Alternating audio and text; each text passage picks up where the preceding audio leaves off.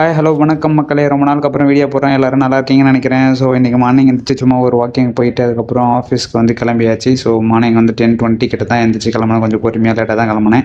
So morning 10:30 கிட்ட office reach ஆகிட்டு office work வந்து 7:20 ரேப்பப் பண்ணிவிட்டு ஸோ ஆஃபீஸ்லேருந்து 8 o'clock வந்து கிளம்பியாச்சு. ஸோ ரூமுக்கு வந்தோடனே இன்றைக்கி வார்ம் அப் பண்ணிவிட்டு இன்றைக்கி வாக்கிங்லாம் போகலாம் அப்படின்னு ரெடி ஆகிட்டு இருந்தேன்.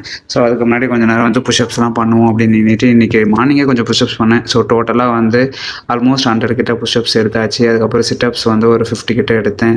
ஸ்குவாட்ஸு, அப்புறம் டம்பிள்ஸ் செட்ஸ் வந்து பண்ணேன். அதுவும் பண்ணிவிட்டு அதுக்கப்புறம் டெய்லி வந்து ஹேண்ட் கிரிப்ஸ் பண்ணிகிட்ருக்கேன். கையில் நாக்கு பற்றிலாம் நல்லா தெரியுது நண்பர்களே.